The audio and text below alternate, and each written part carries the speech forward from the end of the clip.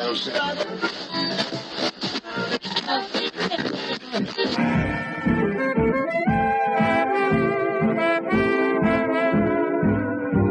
is the Relic Radio Show, old-time radio entertainment still standing the test of time, from relicradio.com.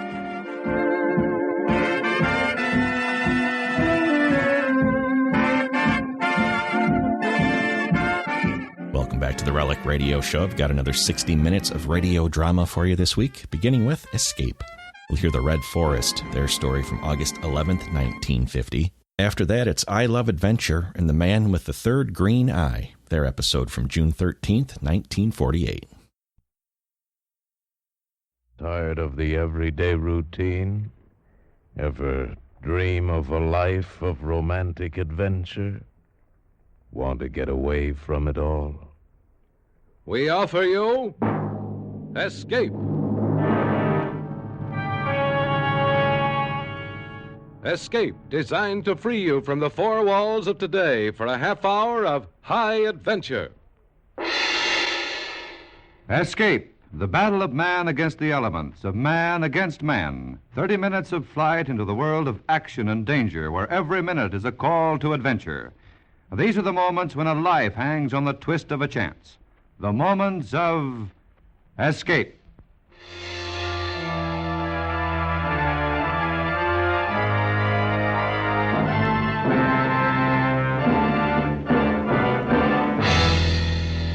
Tonight, we escape to the wildest mountains of Idaho, and the story of love and murder in the midst of a raging forest fire, as Anthony Ellis tells it in The Red Forest.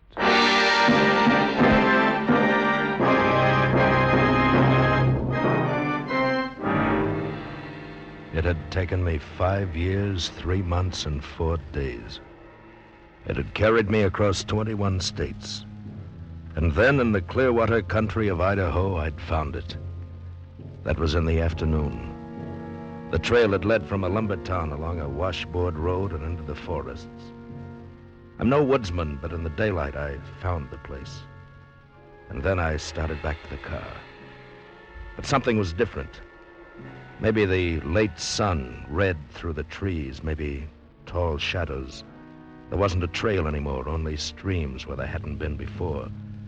Trees that were the same, but weren't. And sounds. Sounds that were fun when you were a kid on a hike, but now scared you. I used my last cigarette 3 or 4 hours before, and it was then that I started to run. Run. And the fear grows until you want to scream and want the ground to open up for you, warm and safe. But it didn't. And now, there was only the dry whirring of a rattlesnake, coiled inches away from me. No! I lived then, maybe because the snake was more afraid of something else than me. It didn't strike, just slithered away and became the pattern of the leaves. It was nearly dark when I found the road. I'd come to it about a half a mile below where I'd parked the car. A half hour later, on the outskirts of a little town, my headlights picked up a girl standing on the side of the road. She carried a cheap paper suitcase, and she was thumbing a ride. I stopped. Can I get a ride, mister? Why, sure. Here, I'll put your case in the back. There we go. Gee, I'm lucky. Not many cars on the road tonight. Uh-huh. Been walking long? Uh-huh. I'm on my way to Missoula. My last ride dropped me a mile or so back. Yeah? You live around here? No. I don't guess you'd be going as far as Missoula. Well, sure. Gee, that's swell. I got a job there starting tomorrow. Kind of broke, if you know what I mean. Buses cost money. Yeah, I know what you mean. Mind if I smoke? No, of course not. Go right ahead. Hey, your face. What? You've been hurt. You're all scratched up. Oh, well, I was hunting. I got lost just the other side of town. If you want to take a nap, it's okay. We've got about 100 miles to go. Guess I look pooped, huh? Yeah. I'm not kidding. I am. Say you're all right, mister. I'll take you up on it. Some guys, the minute you get in, want more than the bus fare. I can see you're not that kind. You'll be safe. I'll wake you when we're at the city limits. Thanks. Thanks a lot. Oh. Gee, it's nice out here. It's kind of lonely, but it smells good. I wonder what that is, over there. What? The sky. Bright like, see? I don't know. Gee, could almost be Seattle from a long way off. I had a boyfriend. He used to take me driving at night. When we came back, you could see a glow. Just like that. Oh. I saw that glow in the sky. It was on our right. And as the road twisted through the trees, it fell behind us, then to our left and circled until it was straight ahead. The girl had fallen asleep very quickly. I saw her face in the light from the dash. Thin, pretty, peaceful. And it was about 15 minutes after I'd picked her up that I saw the lights on the road. And then closer, the figures waving. Hey, there already? I just got to sleep. No, there's something wrong. There's a cop coming this way. What's the trouble? Plenty. We want you, mister. Want me? Yeah. Forest fire. Bad one. We gotta have every man we can find. Someone else in the car with you? Yes, a girl. Good, she can help. Look, I'd like to very Here's much. the forest ranger. He'll explain. Well, I'm awfully sorry, but you see, I'm on my way to Missoula. Not tonight. I got authority to do this, mister. I'm sorry, but we need you. Well, You couldn't get much further anyway. The road's cut off. Mountain's going up like a torch. If it's spread, there's 3 towns going, too. Come on, I got some clothes and boots for you. Hey, what about me? I gotta get to Missoula. I got a job in the morning. Sorry, sister. You got a job serving coffee here. You cops. $5 a day. A day? Or longer, it depends. Come on, let's go. There was nothing else to do, so I got into the clothes the ranger gave me, then stood around and waited. I wasn't tired anymore, just scared. Scared of going into that forest again. The wind came up a bit, and with it, the smell. Smell of burning.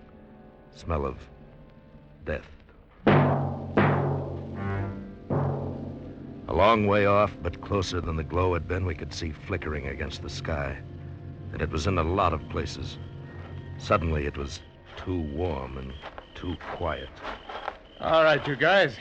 The telephone's burnt out. I made contact with a short-wave set. You, mister. What? What's your name? Pendel. Dundell. Yeah. You ever use one of these? Walkie-talkie? Sure, I was in the Signal Corps. Okay, then you'll carry it. Now listen. This is bad. Real bad. The fire's got behind us. We can't get any more men through for several hours. They got to come around from the other side, and that's 30 miles. What's the use, then? Let's get out. Hey, Crowbar. Yeah? I'm putting you in charge. You know what to do. Get in as close as you can to the river and set a backfire. Sure. I got to stick here with the transmitter. You take the walkie-talkie, and I'll let you know what's happening. Sure, you stay here with the pretty girl. We go and get fried. Shut up, Pat. Hey, Hanson, you'll have to go with them. 3's not enough. Sure. Well, the cop's going to do some work for a change. You better take along some food and a thermos. Come on, step on it. Too bad we haven't got the A track. couple of sandwiches I made up. Here. Thank you. This sure is something, isn't it? Yeah. You scared? Scared? Why? Your face is white. You scared? I'm from the city. I know what you mean. Those trees give me the willies, too. It's dark. Sure. That's it. You'll be all right. Listen, kid. If anything happens, you take my car. Here are the keys. What do you mean? If I don't come back, keep the car. You kidding? You're coming back. Yeah, sure. So long. Hey, my name's Jan. What's yours? Wally. You be careful, Wally.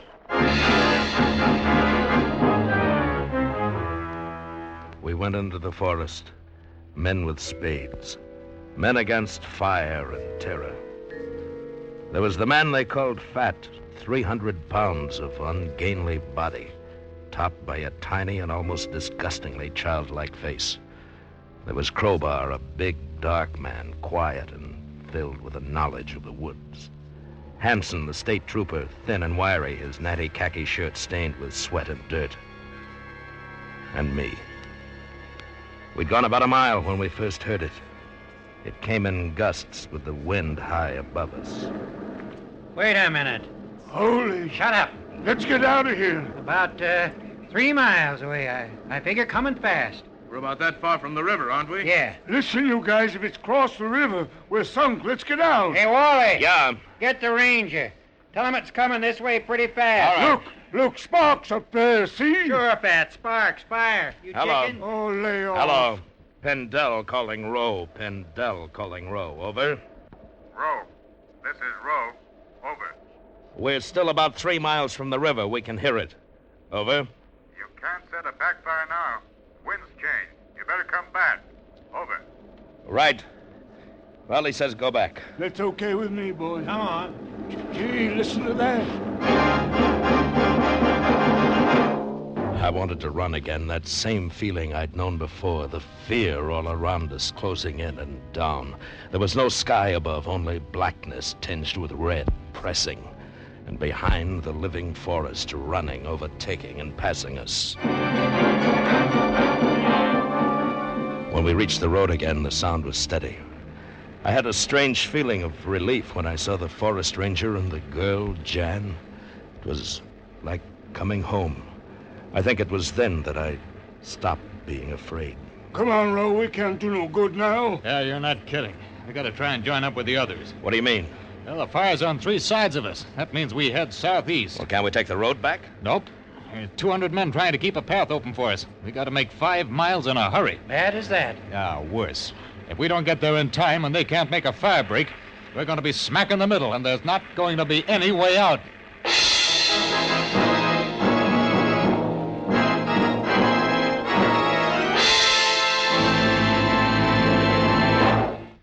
Our country faces a critical problem, excessive hoarding and purchasing by thoughtless people.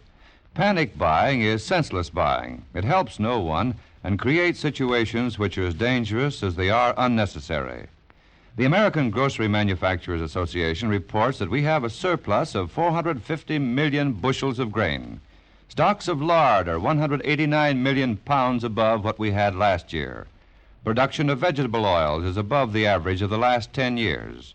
Quantities of fresh and canned vegetables are 10% above normal. Supplies of sugar are 950,000 tons above last year's figure.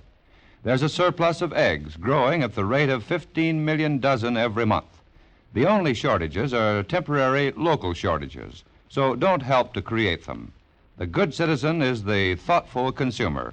Buy what you need. Don't deny yourself the things to which you're accustomed, but don't take somebody else's share. You'll buy what you need if you need what you buy. The size of your shopping bag is the test of your allegiance to your country. Now we return you to Escape. We didn't carry anything but canteens. It was hot, and because it was hot, it made you thirsty even when you didn't need water. The going was rough, and we could only head in what we thought was the general direction of safety. It was at the ridge that we lost the first man. The wind's changing again, Crowbar. Which way? I can't tell. It's haywire with this fire. Do we go straight ahead? Might as well. Oh, wait a minute. See that ridge? Yeah? Now, why don't I get up there? It shouldn't take more than 10 minutes, and I'll be able to get a better look. Give me the flash, and I'll signal to you. I don't know. We haven't got much of a start. Fire's behind us and a lot faster. Well, it's better than walking toward it. Remember, it's on 3 sides. Okay. You make it fast, Crowbar. Sure. Good luck. Hey. What do we do? Just sit and wait? Yeah, that's right. Listen, you're the ranger. Why don't you go? What'd you send Crowbar for? He's fought fires before, and he knows. He's a better man to climb up there. He's faster than me. Yeah, I'll bet. Hey, kid. Kid, are you okay? Sure, Wally. Just fine. Guess I'm not used to walking, though. These high heels don't help. Yeah. Take it easy, huh? My feet feel like they did once at a dance I went to. Some big lunk climbed all over me. Guess you won't have a job in Missoula, huh? If I get out of this, that's all I care about. Yeah, it's tough. I'm scared. Give me a hand, will you? She held onto my hand tight. It wasn't the darkness that frightened her now. There wasn't darkness anymore, but a yellowish red light that came from everywhere. It was another kind of fear of something you could see, hear, and with every minute feel more and more. Well, we waited there 10 minutes, 11, 12, and then... You hear something? Yeah. Seemed to come from over there. From the ridge, maybe? Maybe. Listen, you think something got Crowbar? A lion or something? I'll go up. No, Pendel. What do you mean, no? No time. We waited too long now. But he may be hurt. Yeah, I know that. It'll take you longer than it took Crowbar to get there. Now, come on. Nuts. You couldn't find him in the dark? Who says he's hurt anyway? We'll move on and he'll catch up. I say we go after him. Not me. I'll put it to a vote, but hurry up now. Hanson. We go on. All right, Fat. Let's get out of here. And I say go on. That leaves you missing. I'm staying with Wally. All right. I'll go with you.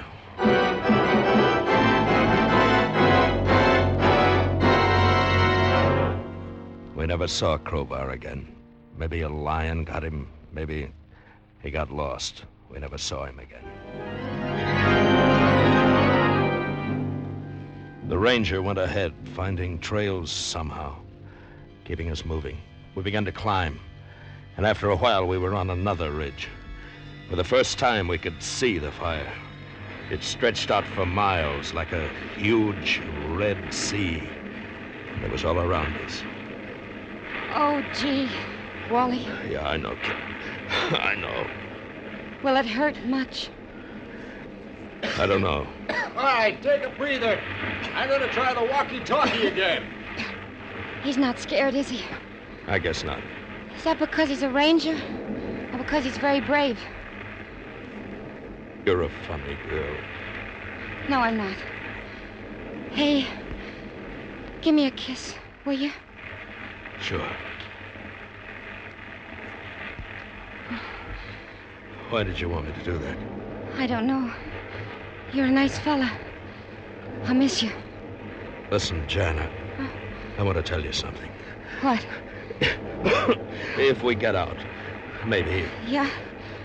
Look, I'm all right. I mean, we could have fun together. I know. I did something wrong once. I killed a man. Why? He framed me. Got me put away for something I didn't do. We were driving in the east and ran over a woman. He was at the wheel, but he took a powder and left me.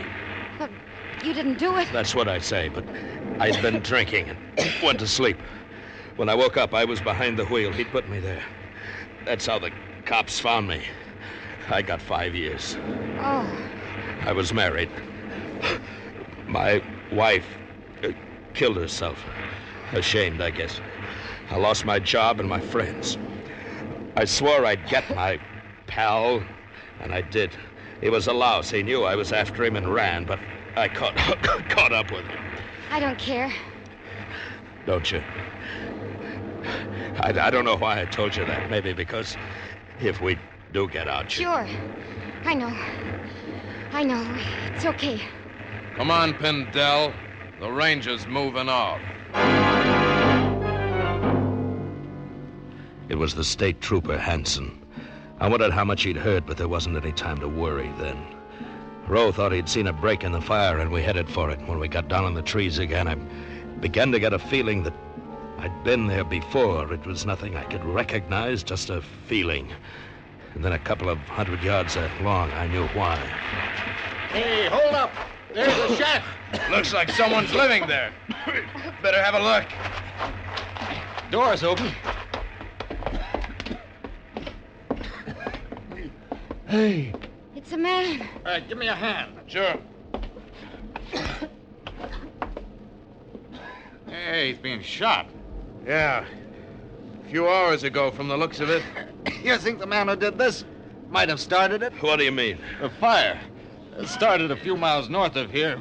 We figured somebody got careless with a match. Maybe the killer running away. I'd like to get the fella that did that. Maybe I will. Yeah, me too. Well, we can't do anything here. Come on. From there on, nobody talked. It was hard enough to lift your feet. Jan was nearly through, and I half carried her.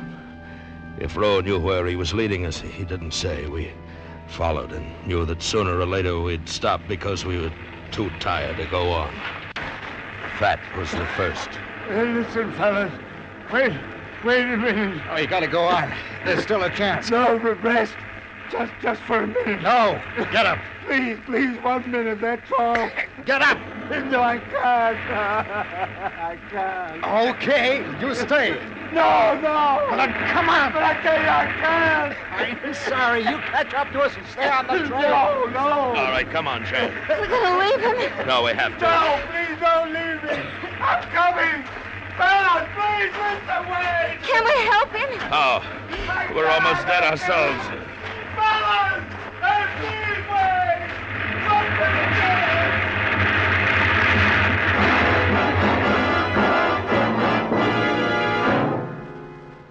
I don't know whether it was because none of us liked him or because we knew that we couldn't do anything. It's funny how you can lose a man and know he's going to die and put him right out of your mind. Perhaps we wanted to live so badly we figured the fire would take time out from us to attend to him. Hanson was next. I'm finished. No, you're not. Just a bit more to go. We can still get through. No, you go ahead. Save the girl. I'm sorry. Go on. Maybe I can catch up. I gotta rest. You, Wally, do me a favor. What? I lost my gun somewhere. Know what I mean? It'll be quicker that way. You got one? Yeah. Here. Thanks. One bullet fired, huh? That's all I wanted to know. Okay, Pindell. I've had enough rest. I can keep up with you now. Feel a little safer with this on me. Go ahead. So he knew. I didn't care now. I was too tired to care. If he wanted to play cop, that was his business. Sure, the man in the shack was Lenny Gillen. Sure, I'd killed him. It was my match on that last cigarette when I was lost that must have started this fire, but it wasn't important anymore. Right now, I wanted to get Jan out of it. Get myself out. What was that? It's behind us. It sounded like Hanson. All right, come on. Watch the ravine. Oh, he must have fallen. We gotta help him. No time. Got you. We didn't help Fat. Why him? I don't know. Please. All right, stay here. Hanson! Hanson! Keep calling, Hanson! This way! Over here! Okay. My leg! Can you get up? Oh, my leg. Broken, I guess. You know about me, don't you? Yeah, I know. Girl knows, too. I heard you telling her. She won't say anything. No, I guess not. Gillen had it coming to him. I wouldn't know. I'm a cop. Yeah. It's getting hot. Put your arm over my shoulder.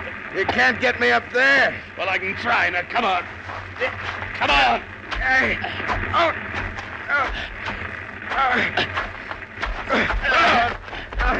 No, it's no good. We can't make it. I'll get the ranger and come back. No time. Go on. No, Get out of here. No, I can't. Go on. I've got your gun. Nobody will ever know. You can get away with murder. Hudson, I'm sorry. Go on, get out of here!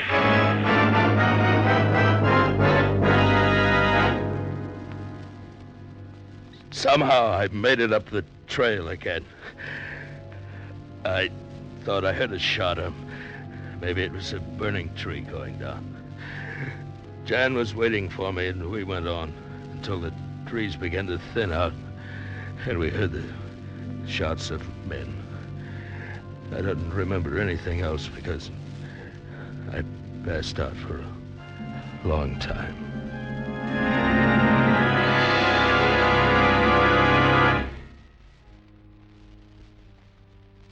When I woke up, Jan was sitting by my bed, and it was cool again.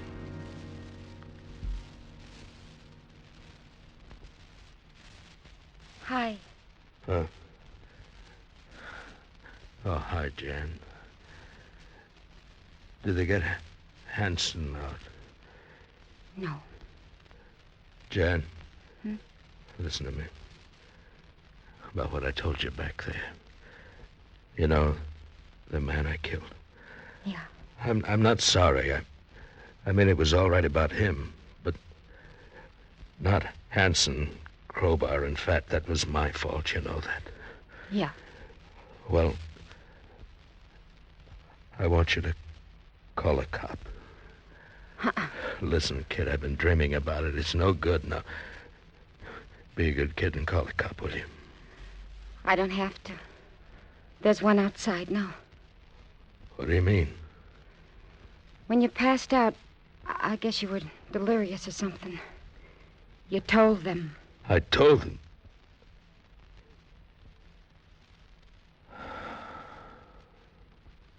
Oh, that's good. That's good. Oh, I'm glad. You want me to hang around? Well, that's up to you, I guess. I guess it is. I'll hang around.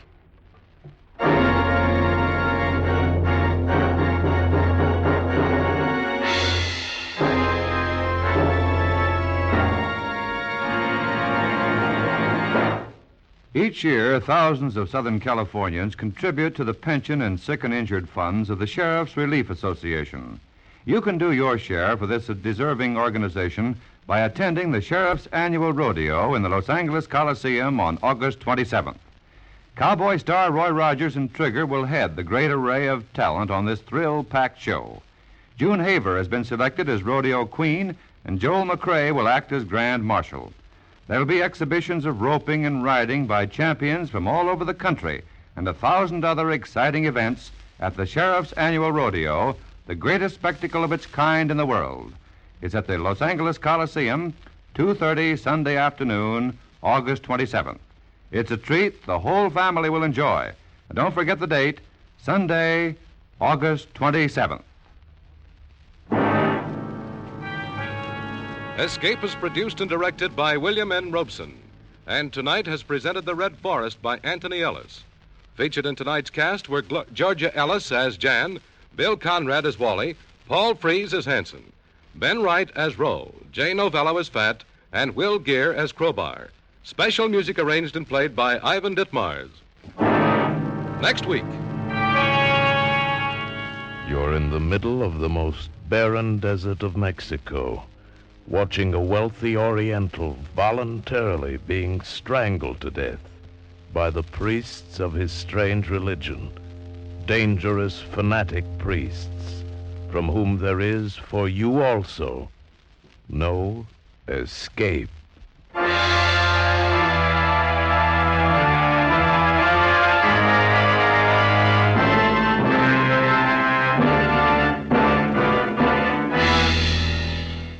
Next week at this time, CBS invites you to escape with an exciting story of a man trapped by the priests of a weird cult in the desert wastes of Mexico, as Gouverneur Morris tells it in The Footprint. be listening. Goodbye then until this same time next week when once again we offer you Escape. For radio entertainment at its best, keep tuned to your CBS station. This is CBS, the Columbia Broadcasting System.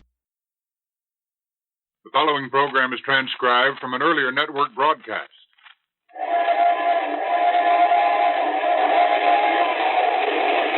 The American Broadcasting Company presents I Love Adventure.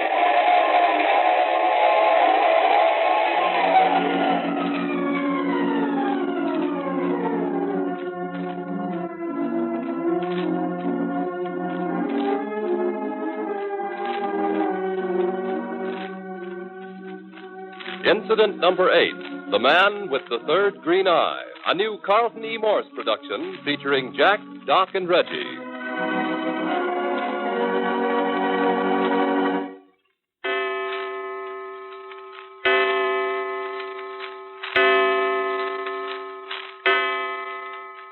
O'clock in the afternoon in the A1 Detective Agency just off Hollywood Boulevard.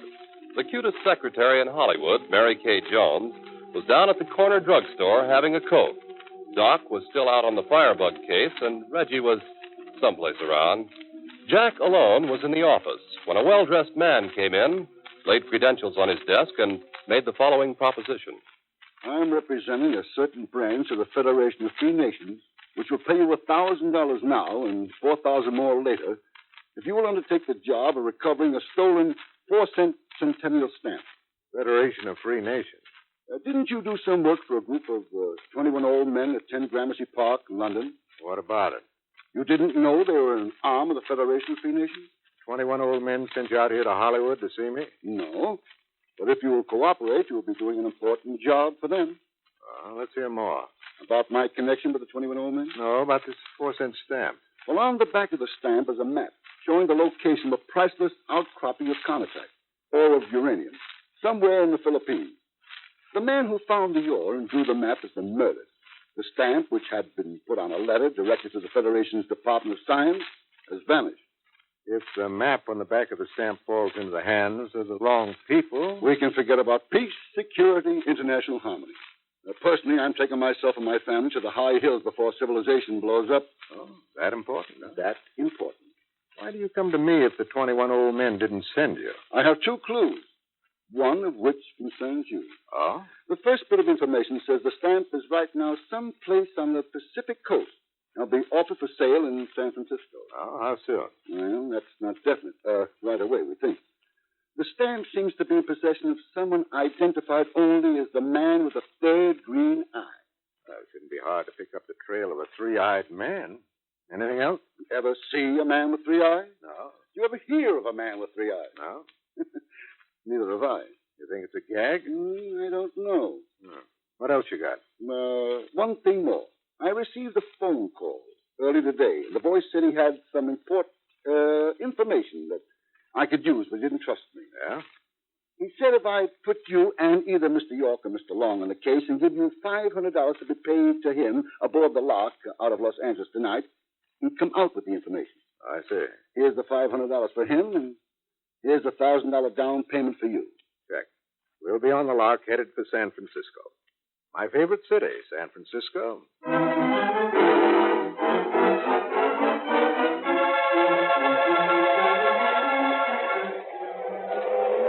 Say, Jack, where is that belly compartment of ours anyway? Must be in one of these cars, Reggie. We'd have had plenty of time to find it before the train pulled out of Los Angeles if you hadn't been so late. I know, Jack, but she looks so beautiful. That is until she took that ruddy veil off her face. Yeah, they usually do. Maybe this car coming up is the one.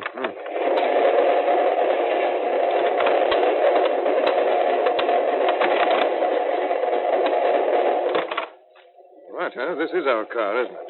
You have the tickets. This is it, all right. Compartment 9, 8.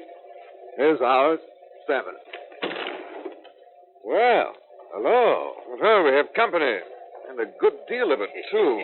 Come in, gentlemen. Come in. My bulk is considerable, I admit, but there is still room for all of us. Hey, this is a private compartment, mister, or didn't you know? Oh, yes. Yes, I was quite aware of that, Mr. Packard. Say, Jack, your identification must be showing. Allow me to explain, gentlemen. My name is Dimitro Touros, but that is not important. What is important, Touros? The fact, Mr. Packard, that I am a philatelist. I say, ruddy old stamp collector. Precisely, Mr. York. A ruddy old stamp collector. So you see, gentlemen, our interests are the same. Then you're the chap we were to meet. All right, save it, Reggie. He can tell us who he is. No, quite. Sorry, Jack. No harm done, Mr. York. My identification is of minor import. The reason for my being here is, of course, the 4-cent centennial stamp and the man with the third green eye. Yeah, just what and who is he, Touros? Then you do not know, Mr. Parker. Would I ask you if I did? It would be conceivable, sir, if you still had doubts as to my identity. Oh, well, don't be shocked, Touros, but I have. Mr. Packard, you delight me, sir, delight me. It's refreshing to meet one with such candor. You know, you're having a great deal of difficulty getting around that bush you're beating. But I had no intention of getting around, Mr. York. At least not at this first meeting. I have here in my inside pocket a little... All right, hold it, Touros. You know, Mr. Packard, that looks suspiciously like a gun you have in your hand. Yeah, doesn't it? Reggie. Yes, Jack. Speaking of guns, you better reach inside our fat friend's coat and get the one he was about to pull. Right out. Hope you're not ticklish, old boy. What's the matter? I'm sorry to disappoint you, Jack, but no arsenal. No gun? Not even a cap pistol. Mr. Touros was either going to merely scratch himself or was reaching for this card case. As a matter of fact, that is precisely what I was after. Please help yourself to one of my cards. Take one, Reggie, and give him back the case. Right out. Here you are. Thank you, sir. I trust you will visit me one day soon at my home in San Francisco. Oh, must you go? I'm afraid so. Thank you again, gentlemen, for a very interesting evening. I am certain our next one will be equally so. Good day. Good day. How about that? Well, say, what do you think his purpose was? Why make such an abrupt departure? That was an expensive suit he was wearing. Bloodstains are hard to remove. Oh, I see now. You wouldn't really have shot him? He knew that. It was the blood seeping out from under that seat that bothered him. From under... Jove, you're right. Blood. There's luggage space under that seat, Reggie. Let's take a look. I say. That's what I thought. The poor beggar's crumpled up like a blinking pretzel. Wasn't a very sporting duffer who did him in. Knife in the back. What do you suppose it is? The man we were expecting to meet. What, the green-eyed chap? No, look at that tattoo on his forearm. What? Say, Jack, it's a replica of a 4-cent stamp. A 4-cent centennial stamp tattooed on his forearm. And he was our contact and not Touros. We let the fat boy go. Don't worry, he can't get off the train. But this means whoever we're after in San Francisco is onto us. We can't let anything hold us up now or that stamp will be gone. May we come in, gentlemen? Hello, what's this? Jove, looks like a blooming train robbery. That's not quite correct. I'm Lieutenant Hudson of the State Police. The two men in the corridor with their weapons drawn are my deputies. Don't attempt any resistance, please. I wouldn't think of it, Lieutenant, but what's your interest in us? The corpse under that seat makes my answer superfluous. I'm placing you both under arrest for murder. Raise your hands, please. Oh, come now, that's a bit thick, old boy. Raise your hands, please. Oh, but look here. All right, raise them, Reggie. But, Jack... Don't argue with a gun shoved in your teeth. It's easier to give a man enough rope to pull, and he won't hang himself. All right, Jack, but you've got to twist it a bit, haven't you? It's not pulling a rope, Oh, quite. You mean like this one right here? That's the emergency court, you fool. Don't pull it. Don't. Good work, Reggie. I'll lock out the other. That lieutenant banged his head. He's knocked out. Good. Let's hope he stays that way. Yeah. You know, emergency courts are wonderful things at times. We haven't got time to fool around with a murder charge now. Then might I advise leaving hurriedly via the windows? The lieutenant's men are still out in the corridor, you know.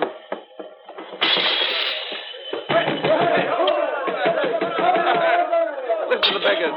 You'd almost think they were upset about something. Okay, Reggie. Let's go. Right. Imagine all this trouble for a 4-cent stamp.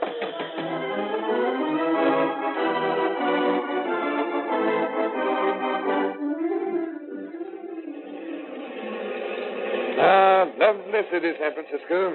despite the trouble we had getting here. But I must confess I don't feel a jot closer to that stamp, nor the blighter with the extraneous green orb. That's why we're paying a little visit to our fat friend Tourist. He's the only lead we got. This the address? Yeah, it looks like it. There you are. Keep the change. Thanks a lot, pal. Give it a thought.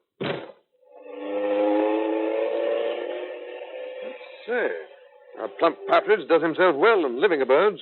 Looks like a miniature Taj Mahal. Being a stamp collector seems to pay off, huh? Let's ask him how he does it.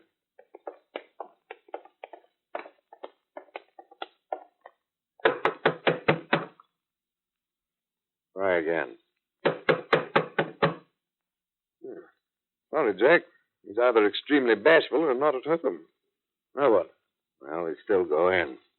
Uh-oh, we got our skeleton keys, didn't we? Yeah. Standard A1 detective agency equipment. One of these should do it. Wonderful invention, keys. Not nearly as messy as a crowbar. Nowhere. Looks like a den or a library there on the right. Let's try it. Joe, the place is darker than Lieutenant Hudson's heart. Could be a lamp somewhere. Yeah, here's one. I say, bit of all right. Egyptian palace sort of thing. Didn't know San Francisco sported a mansion like this. Yeah, and that painting over there. Well. Yeah, he looked like the type who'd go in for dancing girls. With one like that around, who wouldn't? I say, you don't suppose the original would be around anywhere on the place? Let's concentrate on stamps right now, Reggie. Starting with that desk. Looks like an album on it. Yeah, what an album. Tooled Moroccan leather, inlaid with gems. You'd hardly think these colored bits of paper inside were worth that kind of setting. There's 1 4-cent stamp I can think of that's worth a few million. It would... Hold it, Reggie. Look at that page. Say nothing on it but 4-cent stamps. But you don't suppose that... Let's check them carefully, Reggie. You never can tell. Right, Jack. We'll check them carefully. Never fear. Watch the back. That's where the map's supposed to be. Say, I can't see the belly things too clearly. Hey, what's wrong, Reggie? You're weaving on your feet. Heavy-eyed, sleepy. Look, Jess, the lamp. Smoke's coming up from it. Reggie, we gotta get out of here. We're being drugged. Sure, Jack. We'll get out. All right. We'll get... Oh. Hey, Reggie. Get up, Reggie. Get up. That lamp. Drugs coming from the lamp. Gotta turn it out.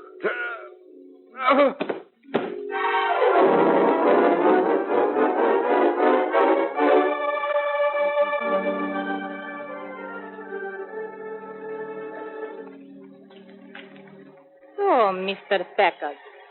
You are regaining consciousness at last. Yeah. It looks as though... Hey, wait a minute. Who are you? My name is Erdre. Does it mean anything to you? Erdre? No, but your face does. That picture on the wall, the dancing girl. I am flattered that you recognize me, senor. It wasn't too tough. Reggie, where's he? Still sleeping comfortably in the cabin next to this one. So we are aboard ship. Yes, the Abdullah Bay. Anchored well out in San Francisco Harbor. How about that?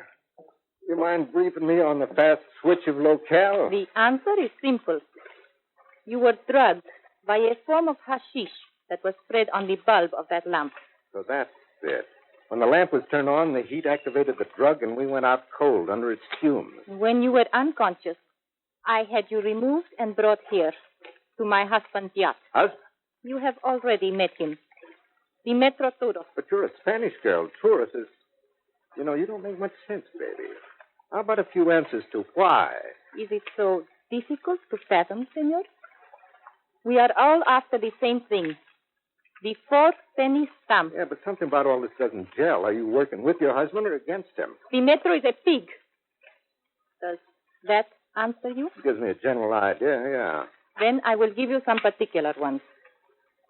On the San Francisco waterfront, near the Embarcadero, is a nightclub called the Rusty Sword. Oh. You have heard of it.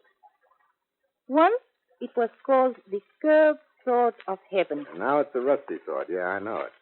A real dive in the worst sense of the word. That is right. I know.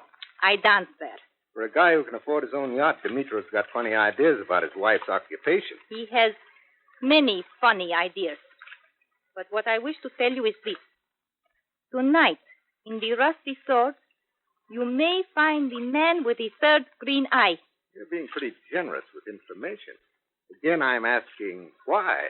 I am giving you an opportunity to get that stamp. In return, I ask only your word that if you succeed, you will come back here to the yacht with it. So I may be certain that it has not fallen into the Metro's hands.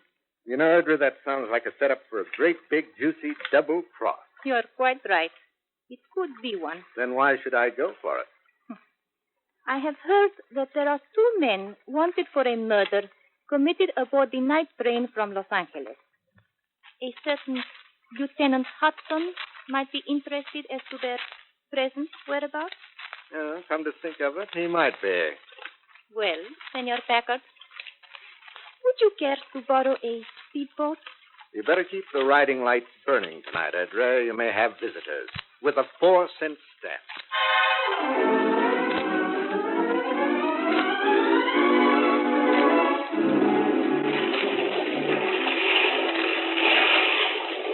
If that isn't just my blasted luck. I mean to say, I didn't even get a single gander at the beauteous damsel. Well, don't feel too bad about it, Reggie. I got a hunch you might see her later, maybe dancing at the Rusty Sword. You realize, of course, that all this might turn out to be a deliciously baited trap. Could be. But be a good fellow, will you? Mean what, Reggie? Well, at least be decent enough to introduce me to the fair lady before we get our throats cut.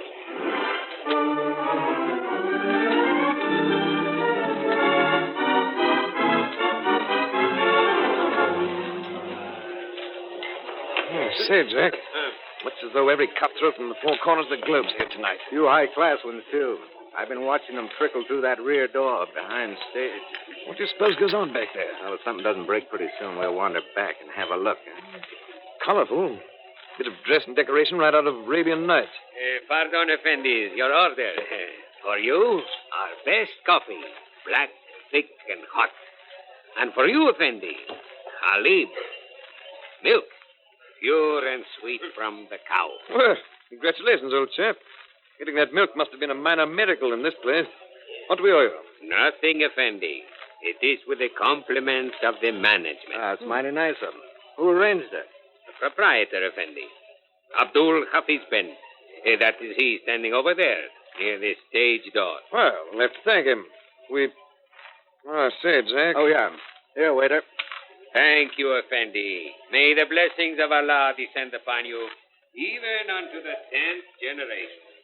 Jack, that Hafiz Ben bloke. Do you see what I see? You mean that brilliant green emerald in his turban? Well, it must be 50 carats.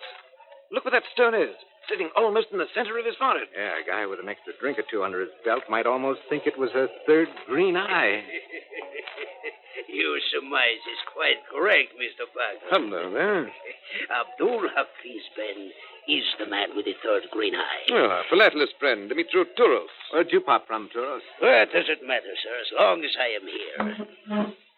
Oh, doesn't even wait for an invitation to sit down. It's so nice of you to allow me to join you. That napkin on the table in front of you says we didn't have much choice. Oh, is that an ugly little snub-nosed gadget you have hidden beneath it? Be quiet.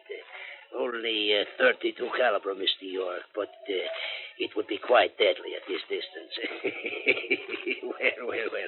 Well, gentlemen, shall we indulge in some friendly conversation? What's the topic tonight, Touros? As though I didn't know. You have a fine sense of humor, Mr. Packard. A fine sense of humor. You are quite right, of course. I do wish to speak of the 4-penny stamp. Oh, we don't mind, old boy. Excellent. You realize, of course, that I want it, sir. I want it very badly. Yeah, you proved that with your knife work on the train. As a matter of fact, Mr. Packard, the poor fellow under the seat was already dead when I entered your compartment. I said, would you mind informing Lieutenant Hudson of that? It would take us off a rather awkward spot, you know? No. I do not think I shall bother. You see, I suddenly find myself academically uninterested in the 2 of you. Meaning You found the stamp? Let us say I know where it is, Mr. Packard. And before this evening is out, I shall possess it. Well, bully for you. But why waste your time then with us? Uh-oh. Lights are going down to the stage show. Oh, yes. The darkened cafe will be my cover as I remove the last obstacles in my pathway. You know, Torres, I think you mean something nasty by that remark. You really, sir. Please allow me to clarify then. Within 60 seconds, you shall be both dead. Say, that's an unhappy thought. Yeah, it doesn't even give us time to catch the floor show. By the way, how's this going to happen? You will notice, gentlemen, that the music grows louder. It will shortly reach a pitch where the sound of 2 shots will go entirely unnoticed. 2 dead men at this table will seem to be merely 2 sleeping drunks. I say, a devilishly clever idea, eh, Jack? Very. Too bad we can't even enjoy this coffee. Look out, you idiots! That coffee scalding. Oh, sorry, Torres. Let me wipe it up with your napkin. Go up. That gun. I'll kill you, Packard. I'll kill you. Here, keep him propped against the table. Use this other chair. Okay, Jack. Pull Dimitro. Shoot himself while his wife dances. Well, better him than us. Okay, let's go. Right up. Where? Backstage, through that door. The way Abdul Havizbin went with his third green eye. So we can keep our promise to Dimitro Turris's new widow.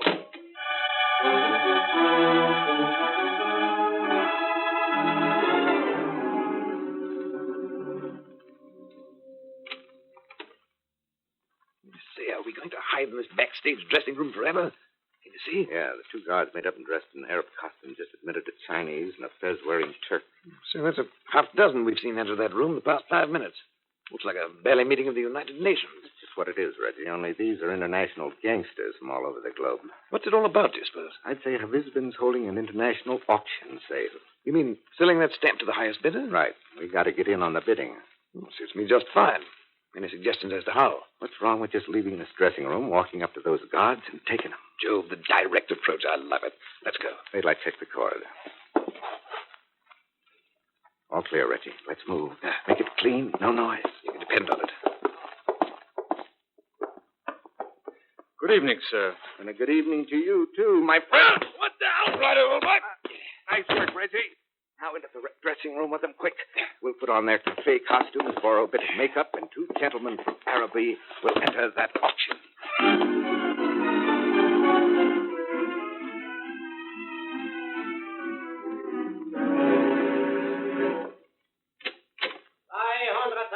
I have heard a bid offered of $200,000. It is regrettable that the bidding should have started so low on such a fabulous deposit of conatite. However, the bid is in. Who will be the next offer for the stamp? Say, Jack, they've already started. Yeah, move to the right. Those 2 seats apart there. What's on these? Now $300,000 have been offered. Who else wishes to enter the bidding for this stamp? Say, Jack, these chaps mean business, all right. Yeah, looks like there's only one chance for us. We got to win the bid. Look here, Jack, we have no authorization to buy that stamp, even if we had the money. I know, but we have to outbid them just the same. Look, you see where Havizbin is standing? Right there on that dais, right in front of those drawn curtains. Check. That's where we go to pay off and collect the stamp. It's in that little box on the pedestal. Only we pay off Havizbin with a gun butt instead of cash. Say, Jack, keep talking. You please me no end. I'll take care of Havizbin. You grab the stamp box. Where do we go from there? Through those closed curtains. There must be a passageway behind them. And if not, old boy? Oh, well, why dwell on that? It is but a paltry sum to offer for great wealth and fortune. Who among you wishes to raise that figure? Wahid Malyuin. $1 million have been offered for the stamp. Who will be the next? $1 million, $100,000. Ifneun Malyun. Hit him over the head when he comes around. It would seem that the sons of the prophet have a close appreciation of this stamp's worth. $2 million have been bid. Who is there among you to surpass it? $2 million, $2,100,000. And you, O noble chief. Oh, come on, Jack, don't be a piker. Salazar Malyuen. $3 million. The noble son of the prophet has offered $3 million. Who among you will surpass it? Is there anyone else with the foresight to bid? Then, gentlemen, the auction is over. Advance to the dais, O noble chief. Here we go, Reggie. Right up. Let's make it short, sharp, and simple.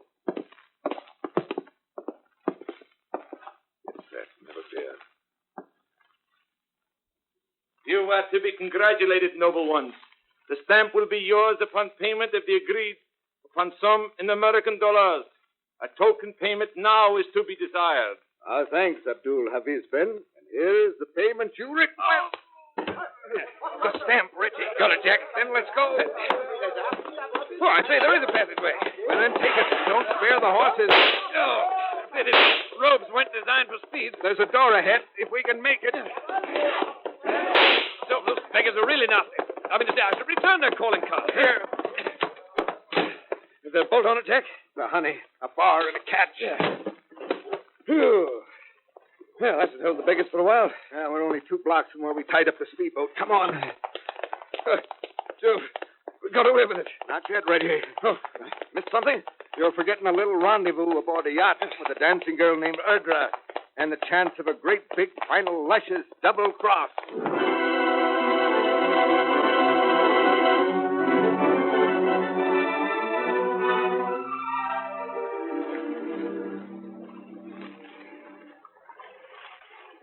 So, Jack Packard, you did return as you said you would. That's right, Erdra. And there's the stamp you wanted to see.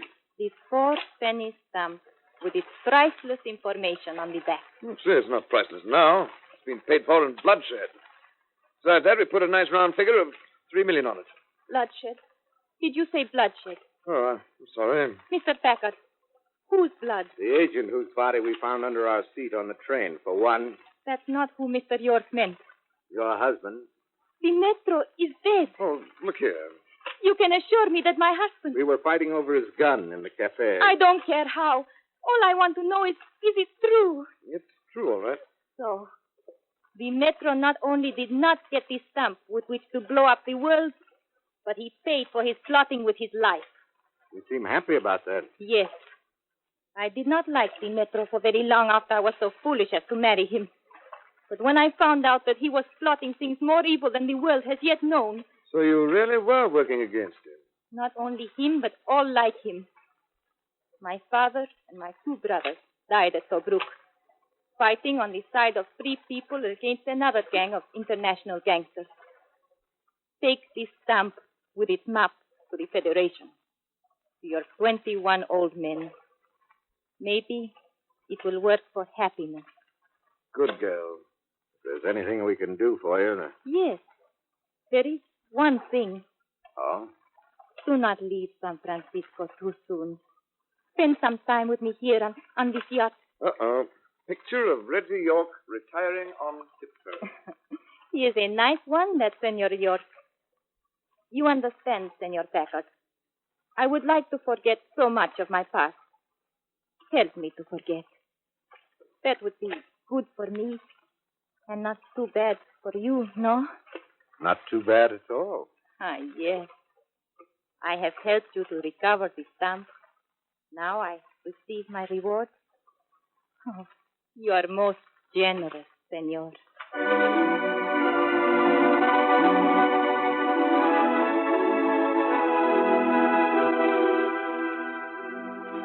You have just heard I Love Adventure, a new Carlton E. Morse production featuring Michael Raffetto as Jack Packard and Tom Collins as Reggie York. Next week, incident number 9, entitled The Girl in the Street. Lou Krugman played tourist in tonight's cast, and also in the cast were Alma Lawton, Don Morrison, Harry Lang, and Frank Richards. The Man with the Third Green Eye was written by Sidney Marshall. Organ music by Rex Curry. Your announcer, Jim Butters.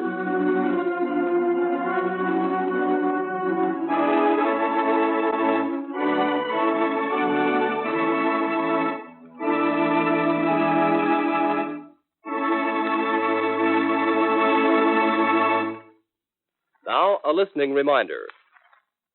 For an exciting, laugh-provoking detective drama, be sure to hear The Whispering Master, on Johnny Fletcher, starring radio favorite Bill Goodwin. Listen to Johnny Fletcher tonight. The preceding program was transcribed from an earlier network broadcast. This is ABC, the American Broadcasting Company. That's the show for this week. I hope you liked our selections this time. If not, visit relicradio.com. You'll find thousands of other old-time radio shows to listen to there. More from Escape, I Love Adventure, this podcast, and all the others. There's also our Shoutcast stream with even more old-time radio if you need more to listen to. And as always, you can donate to Relic Radio. Keep all of this going at donate.relicradio.com or click on the link on the website. Your support is how it's all made possible. Thanks to those who have helped out. Thanks for joining me today. Be back next Tuesday with another hour of the Relic Radio Show.